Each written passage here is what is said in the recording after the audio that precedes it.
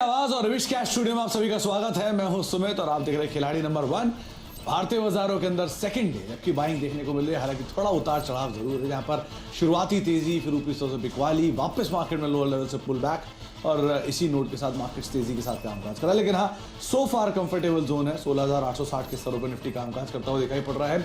और उसके अलावा mid cap index, small cap index में निफ्टी बैंक भी हरे निशान में ट्रेड करता हुआ दिखाई पड़ रहा है। और आज जो बाइंग है वो निफ्टी बैंक के साथ साथ आपको निफ्टी पीएसयू बैंक में भी दिखाई पड़ेगी, जहां पर एक ब्रॉडर बेस्ड मूव देखने को मिल रहा है। सेंटीमेंट सुधरा एलआईसी की बाइंग के बाद और उसके बाद पूरा पीएसयू बैंकिंग बास्केट भी आज खरीदारी के साथ कामकाज कर रहा है। अलग अलग सेक्टर, सब सेक्टर में खरीदारी है। मिसाल के तौर पर आज हैवी वेट में रिलायंस पार्टिसिपेट करता हुआ, कल की तेज बिकवाली के बाद बजाज फाइनेंस पुल बैक में आ चुका है। बैंक्स में से आईसीआईसीआई बैंक लीड कर रहा है। इसके अलावा आज खरीदारी जो देखी जा रही है वो है लिकर स्पेस के अंदर, सीमेंट स्पेस के अंदर। ये कुछ और ऐसे स्पेस है जहां पर खरीदारी का रुझान बनता हुआ दिखाई पड़ रहा है। तीन जानकार हमारे तीनों खिलाड़ियों के तौर पर आज हमारे साथ मौजूद हैं, जिसमें आशीष बहेती हैं, मेहुल कोठारी हैं और विकास सालुंके हैं, जिनसे हम बातचीत करेंगे, मार्केट्स को लेकर उनका रुख रवैया समझेंगे और जानने की कोशिश करेंगे उनकी इंडिविजुअल कॉल्स कौन कौन सी हैं, किस तरह के फेरबदल उन्होंने अपने पोर्टफोलियो के अंदर किए हैं। तीनों ही खिलाड़ियों का रिटर्न एक बार स्क्रीन पर लेकर आए, किस तरह की स्थितियां अभी तक बनते हुए दिखाई पड़ रही हैं। जो कल तक का रिटर्न, 2 दिनों के बाद का रिटर्न है, उसके लिहाज से आशीष बहेती अभी भी लीड कर रहे हैं और करीब करीब पॉजिटिव साइड पर 3-3.5% का रिटर्न, 4% रिटर्न उनकी तरफ से आता हुआ दिखाई पड़ रहा है। मेहुल कोठारी का रिटर्न करीब -5% के आसपास और विकास सालुंके रफली 5-5.5% के आसपास का नेगेटिव रिटर्न यहाँ पर आता हुआ दिखाई पड़ा। कल के सेकेंड हाफ में जो ऊपरी स्तर से बिकवाली आई थी, उसके बाद थोड़े से पोर्टफोलियो के अंदर उतार चढ़ाव जरूर बनते हुए दिखाई पड़ रहे हैं। अच्छा, आज बात करते हैं अपने तीनों जानकारों से। आशीष जी नमस्कार, स्वागत है कार्यक्रम में। मार्केट्स में लगातार दूसरा दिन जबकि खरीदारी देखी जा रही है, क्या कंफर्टेबल जोन बना तेजी का अभी भी, या वेट करें? जी सुमित जी, काफ़ी अच्छी रिकवरी मार्केट में कल के सत्र में देखी, लेकिन थोड़ा सा सेल ऑफ ज़रूर आया था। आज एक छोटी सी कैंडल, छोटा एक स्मॉल रेंज बना है। जब तक कल का हाई क्रॉस नहीं होता तब तक फ्रेश बाइंग में इंडेक्स में तो सलाह नहीं है। बैंक निफ्टी में अभी भी वीकनेस है, ऊपर लेवल पे सेलिंग कंटिन्यूसली दिख रही है। निफ्टी का structure compare to bank Nifty ज़्यादा स्ट्रॉन्ग दिख रहा है। निफ्टी का स्ट्रक्चर बैंक निफ्टी के सामने ज्यादा बेहतर स्थिति में है, तो आप निफ्टी के ऊपर एटलीस्ट बायस ले सकते हैं, लेकिन तब तक नहीं जब तक कल का हाई ब्रीच ना हो। लोअर लेवल से जरूर पुल बैक आता हुआ दिखाई पड़ा है। मेहुल सर, क्या मानते हैं मार्केट्स को लेकर, निफ्टी बैंक स्पेशली? अगला सवाल मैं वही पूछने वाला था कि निफ्टी बैंक अभी तक तो इतना मजबूत नहीं दिख रहा, लेकिन हाँ पीएसयू बैंकिंग बास्केट में आज बाइंग आई है, तो मान के चलें क्या कि अगर PSU banking basket support provide कराएगी तो निफ्टी बैंक तेजी पकड़ सकता है?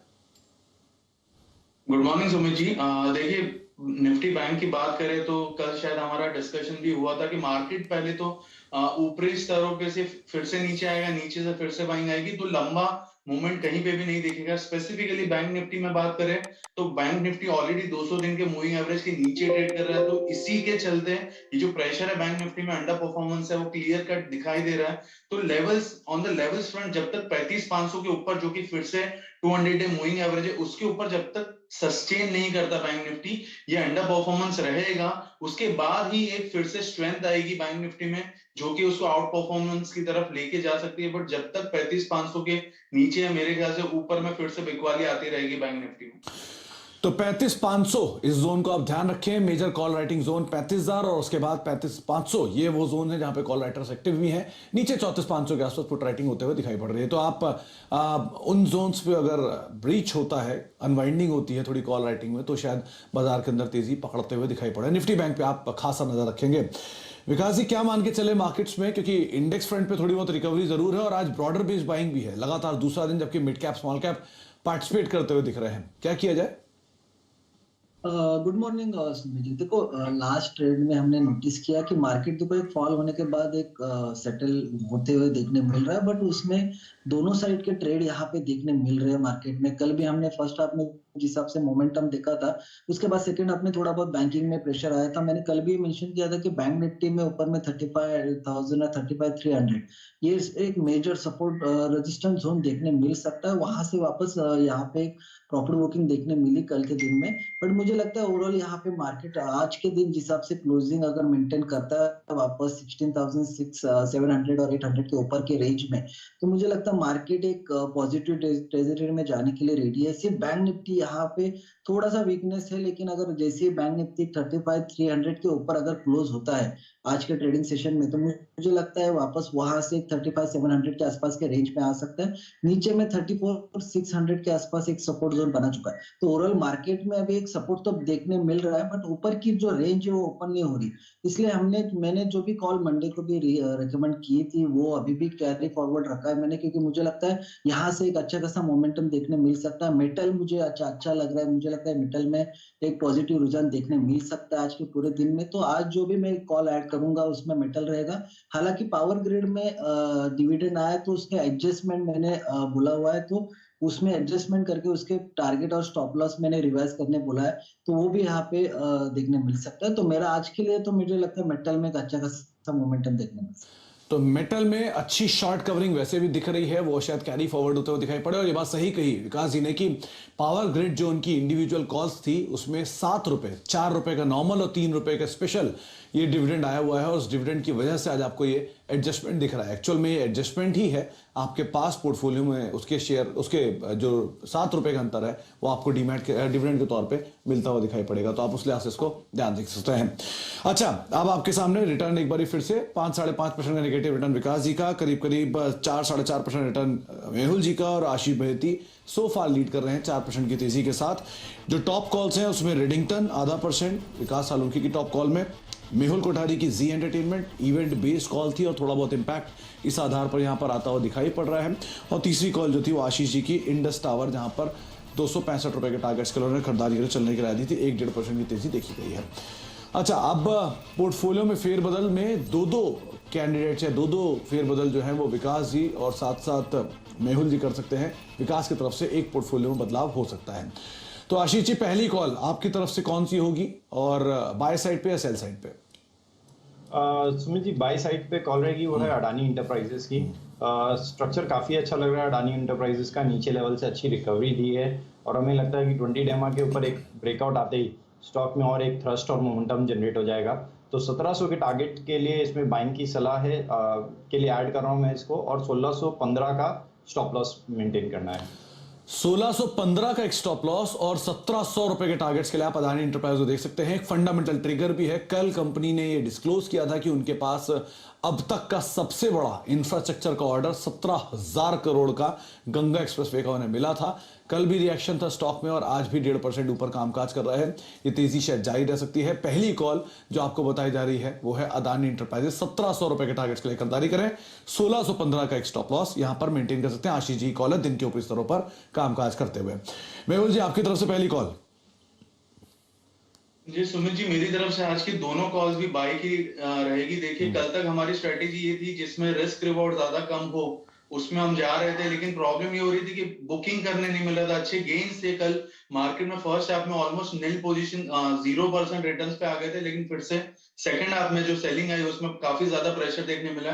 तो आज मेरे दोनों कॉल्स रहेंगे वो ब्रेकआउट कॉल्स रहेंगे। तो फर्स्ट स्टॉक है मेरा एसआरएफ, क्लियर कट ब्रेकआउट आया है, 2270 का भाव है, इसका स्टॉप लॉस रहेगा 2170 का और अपसाइड टारगेट 2570 का रहेगा। रेंज ब्रेकआउट आया तो मुझे लगता है कि आने वाले 1 या 1.5 हफ्ते में इसका टारगेट आ सकता है। काफी स्ट्रॉन्ग ब्रेकआउट आया है इसमें। एसआरएफ दिन के ऊपरी स्तरों पर कामकाज करता हुआ 0.5% की तेजी है। एंटी डंपिंग ड्यूटी कुछ प्रोडक्ट्स पे लगने की बातचीत और उसके बाद स्टॉक में जोरदार तेजी पकड़ी, करीब 2200-2300 रुपए के लेवल्स पे अभी ये ट्रेड करता हुआ, और यहां पर तेजी और एक्सटेंड हो सकती है।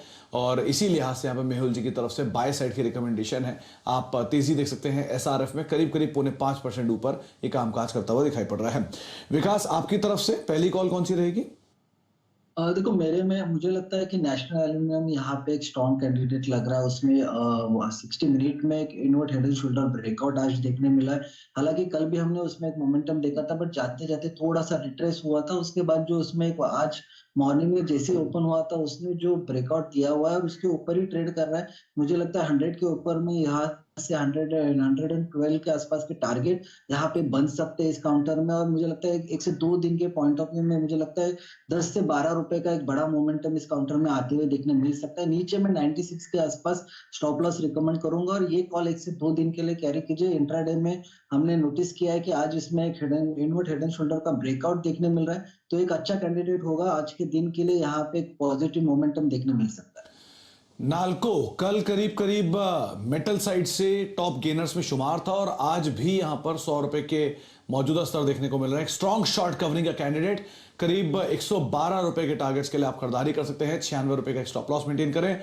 175 ये शेयर का आज का मौजूदा स्तर देखने को मिल रहा है। इनफैक्ट रिसेंटली ब्रोकरेज हाउसेस की रिपोर्ट्स भी आई थी, 135 रुपए के टारगेट्स के लिए उन्होंने भी खरीदारी दी थी, लेकिन फिर भी आप 112 रुपए के मोमेंटम के लिए यहां पे खरीदारी कर सकते हैं। 96 रुपए का स्टॉप लॉस मेंटेन करें। सडन स्पाइक नाल्को में देखने को मिल रहा है दिन के ऊपरी स्तरों पर, अब नाल्को ट्रेड करता हुआ। तो 3 नाम अब तक आपको बताए जा चुके हैं और तीनों दिन के ऊपरी स्तरों पर है। अदानी इंटरप्राइजेस आपको बताया है आशीष जी ने, डे हाई पर कामकाज करता हुआ जोरदार तेजी, 1.5% से ज्यादा की बढ़त देखने को मिल रही है। एसआरएफ 4.5% ऊपर अब कामकाज करते हुए दिन के ऊपरी स्तरों पर वो भी कामकाज कर रहा है। तीसरा नाम है नाल्को, स्ट्रॉन्ग शॉर्ट कवरिंग का कैंडिडेट, 112-113 रुपए के टारगेट्स के लिए आप यहां पर खरीदारी कर सकते हैं और दिन के ऊपरी स्तरों पर नाल्को भी कामकाज करते हुए 101 रुपए का मौजूदा स्तर यहां पर देखने को मिल रहा है। आशीष जी, दूसरा नाम आप अभी शामिल करेंगे और अगर करेंगे तो कौन सा होगा? जी सुमित जी, मैं सेकेंड हाफ में दूसरा नाम शामिल करूंगा। चलिए, तो आपने अपना एक जो स्लॉट है उसे खाली छोड़ रखा है, वो आगे आप भरेंगे। मेहुल जी, आपकी तरफ से दूसरा नाम कौन सा? देखिए, सेकंड स्टॉक भी ब्रेकआउट स्टॉक है। काफी दिनों से रेंज में ट्रेड कर रहा था, 200 दिन के मूविंग एवरेज पे बार बार सपोर्ट लेकर आज क्लियर कट ब्रेकआउट दिया विद वॉल्यूम्स। स्टॉक का नाम है मोइल, MOIL मोइल। 177.50 का भाव है, यहाँ पर बाइंग की सलाह रहेगी। ये स्टॉक में क्लियर एक बड़ा सा रेंज ब्रेकआउट 180 के ऊपर भी आने वाला है और उसका टारगेट अगर हम बात करें तो तकरीबन 210-220 का है। बट अभी के लिए मेरा टारगेट रहेगा यहाँ पर मोइल में 195 का और स्टॉप लॉस इसका 172 रहेगा। 177.5 पे बाइंग की सलाह मोइल में। 172 रुपए का एक स्टॉप लॉस और तेजी आप खेल सकते हैं मोइल में। दूसरा मेटल और मिनरल स्पेस की कंपनी, जिसके ऊपर आप दांव लगा सकते हैं। करीब करीब 3 रुपए की तेजी देखी जा रही है, 1.5% का उछाल है और लॉन्ग साइड पे आप इस पोजीशन को रखेंगे 195 रुपए के टारगेट्स के लिए। 172 रुपए का एक स्टॉप लॉस यहां पर मेंटेन कर सकते हैं। तो 2 नाम मेटल से आ चुके हैं, एक है मोइल और दूसरा है नाल्को। विकास जी ने पहले ही कहा था कि वो आज बुलिश है मेटल स्पेस को लेकर। विकास जी, मेटल में अच्छी तेजी और शॉर्ट कवरिंग दिख रही है, तो अगर ये शॉर्ट कवरिंग एक्सटेंड होती है तो नाल्को के अलावा बड़े बड़े सारे नाम, चाहे आप GSPL देख लें, वेदांता, हिंडाल्को, सेल, सब में मूव है। कोई और नाम जिसको शॉर्ट कवरिंग के लिए प्ले कर सकते हैं? देखो, लार्ज कैप में मुझे लगता है कि हिंडाल्को भी एक अच्छा कैंडिडेट हो सकता है। यहाँ से मुझे लगता है वापस 470 के रेंज में हिंडाल्को आते हुए देखने मिल सकता है। दूसरा रहेगा टाटा स्टील में। टाटा स्टील में भी कल भी एक पॉजिटिव रिजल्ट देखने मिला था और हमने नोटिस किया है कि टाटा स्टील का जो रिट्रेसमेंट था वो ऑलमोस्ट कंप्लीट हो चुका है। नीचे में हमने देखा है कि 1090 के आसपास एक सपोर्ट जोन बना भी चुका है, तो वो उस सपोर्ट से टाटा स्टील भी एक स्ट्रॉन्ग कैंडिडेट बन सकता है। यहाँ से मुझे लगता है 1170-1180 के टारगेट यहाँ पे टाटा स्टील में आते हुए देखने मिल सकते हैं। तो दोनों भी लार्ज कैप में मुझे हिंडाल्को, टाटा स्टील दोनों भी अच्छे कैंडिडेट लगते हैं। तो हिंडाल्को और टाटा स्टील 2 नाम और अगर आप मेटल में प्ले करना चाह रहे हैं लार्ज कैप के अंदर, और मिड कैप में से आपको नाल्को बताया गया है जो कि ऑलरेडी अपनी कॉल में शामिल किया विकास जी ने। आप तेजी के लिए खेल सकते हैं 112 रुपए के टारगेट्स के लिए। और साथ ही साथ मोइल, ये एक और नाम है जो कि आपको बताया है मेहुल जी ने, कहा जहां पर आप खरीदारी करके चल सकते हैं और यहां पर भी 195 रुपए के टारगेट्स के लिए आप तेजी देख सकते हैं। दिन के ऊपरी स्तरों पर पूरा मेटल स्पेस कामकाज करते हुए और दोनों मिड कैप स्टॉक्स में बातचीत के दौरान ही एक सडन स्पाइक और दिन के ऊपरी स्तरों पर यह भी कामकाज कर रहे हैं। एक ब्रेक का वक्त है, ब्रेक के बाद लौटते हैं। तीनों जानकारों से बातचीत आगे भी जारी रखेंगे, सबका रिटर्न्स देखेंगे और पोर्टफोलियो की सिचुएशन किस तरह की है उस पर भी बातचीत करते हैं एक छोटे से ब्रेक के उस पर।